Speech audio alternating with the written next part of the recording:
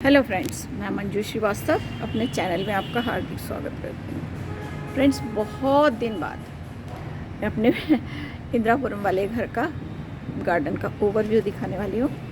तो सबसे पहले देखिए, ये रंजाई क्लेमेटिस भी बोलते हैं और इसमें कितने फूल पूरी भरी हुई है और ये बकेट में लगा हुआ है प्लांट। दिखाती हूँ, इसकी सूखी डालियाँ वालियाँ निकालनी है। एक्चुअली आज सवेरे बहुत काम किया यहाँ पर आकर, क्योंकि छत पे ये फ्लोरिंग करवाई थी तो सब गमले एक कोने में घुसे हुए थे, उस साइड कोने में।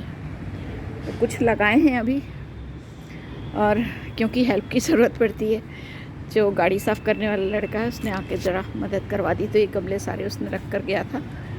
अभी भी काफ़ी काम बाकी है, अभी भी बहुत रखने को है। अभी देखिए बिखरा हुआ है सामान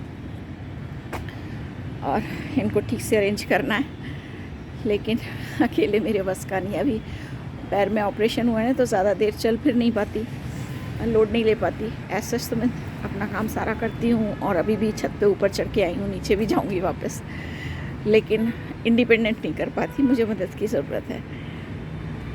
तो ये सारे प्लांट्स जो इकट्ठे थे, इसमें मेरे पास 4-5 तरह के वो थे डायंथस, तो ये सब सूख गए हैं क्योंकि बड़े गमले रखे थे तो पीछे धूप ही नहीं गई, फ्रेश एयर भी नहीं मिली, एरिएशन की कमी थी, तो इधर सारे सूख गए। बस अब ये एक छोटी सी डाल बची है, तो इसको मैंने लगा तो दिया है, ये जो लगा है ना, अब देखिए ये हो जाएगा तब है बात। और सब प्लांट्स ओवरग्रोन कर रहे हैं, इन सब को मुझे कटिंग करके शेप में लाना है। ये देखिए गुड़हल वगैरह कितने ऊंचे ऊंचे हो रहे हैं, है ना। इन सबको मुझे काट के छोटा करना है, क्योंकि इतने बड़े प्लांट्स रखने का कोई फ़ायदा नहीं है। लंबे लंबे ऊँट से होते जाते हैं, घने भी नहीं होते और फूल भी कम आते हैं। तो इनको जब काटिंग करूँगी तो इनकी हाइट छोटी हो जाएगी, प्लांट बुशी हो जाएगा और डालियाँ ज़्यादा हो जाएंगी तो फूल भी ज़्यादा आएंगे। समझ गए आप ना। तो ये है इनका रीज़न उन्हें इतने छोटे करने का। और घर में नहीं थी, बहुत गमले सूखे भी हैं। अभी सवेरे 2 गमले चेंज भी किए, गमले टूट गए थे उनके। मेरे पास मैक्सिमम गमले मिट्टी वाले ही रखती हूँ मैं। मजबूरी में कुछ गमले मुझे रखने पड़ते हैं उसके प्लास्टिक के भी, लेकिन अब ये देखिए ये लगाई हुई थी बेलिस में, ये गमला रखे रखे क्रैक हो गया, अभी हल दिख रहा है मुझे। अब इसको कल करूँगी चेंज। तो जितनी बार नर्सरी आती हूँ, जो मुझे टेराकोटा के गमले दिख जाते हैं तो ले ही आती हूँ। ये मेरी कैक्टस सकुलेंट्स हैं, देखिए आप। अभी इनमें बीड्स बहुत उगे हुए हैं, इनको निकालने में मुझे भी 2-3 दिन लगेंगे एक्चुअली, क्योंकि ज़्यादा देर मैंने अभी आपसे बताया मैं खड़े नहीं हो पाती हूँ। देखिए ये कहाँ से गिरी है मुझे नहीं पता। अच्छा, इसी की डाल कट के गिरी है ये। अभी तो मजबूत पेड़ है, अभी रख जाएगा 1-2 दिन, इसी में रखूँगी, फिर इसको लगाऊँगी गमले में। ये वाला जो मेरा कैक्टस है काफ़ी बड़ा हो गया था, समझिए एक तरबूज के साइज़ का, अचानक पूरा गल गया, तो वो भी एक बहुत बड़ा नुकसान हो गया, क्योंकि उसको बड़ा करने में बड़ा टाइम लगा था। ये पेंसिल कैक्टस है, एक कैक्टस ये भी है। इसी की एक और मतलब जो वैरायटी है मेन, उस मदर प्लांट वो दिखाती हूँ। इसमें ग्रीन पत्तियाँ हैं, मदर प्लांट में मैरून पत्तियाँ। अभी इसमें ग्रीन क्यों है मुझे नहीं मालूम। और ये जो है यूफोरबिया का छोटा डॉर्फ वैरायटी है, रेड है, एक ये येलो है, एक ये भी है, और ये डेविल्स बैकबोन, और ये हावर्थिया है इधर। ये इस कैक्टस को क्या बोलते हैं, कैबिटसियर्स आई थिंक। ये हावर्थिया है, देखिए बीड्स कितनी उभरेंगी, ये सब मुझे निकालनी है, इनमें बहुत टाइम लगेगा। ज़्यादा देर खड़े नहीं हो पाती ना, तो चेयर रख के बैठ के करना पड़ता है मुझे काम।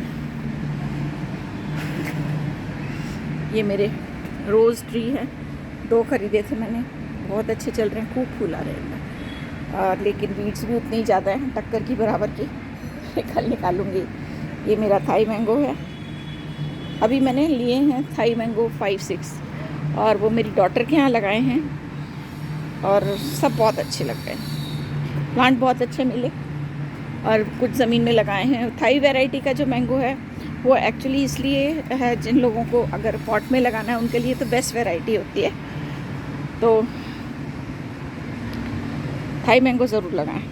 अगर आप लगा रहे हैं पॉट में तो उसके लिए 14 से 16 इंच का पॉट ले लीजिए, या कोई पेंट की बकेट ले लीजिए, उसमें बहुत अच्छा चल जाएगा।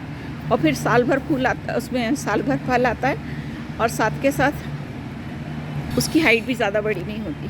तो स्पेशली वो, क्योंकि अब आजकल घर इंडिपेंडेंट हाउस तो बहुत कम लोगों के पास हैं, ज़्यादातर लोग अपार्टमेंट्स में ही रहते हैं, तो बालकनी वगैरह ही होते हैं, है ना। तो उनके लिए बहुत अच्छी है ये।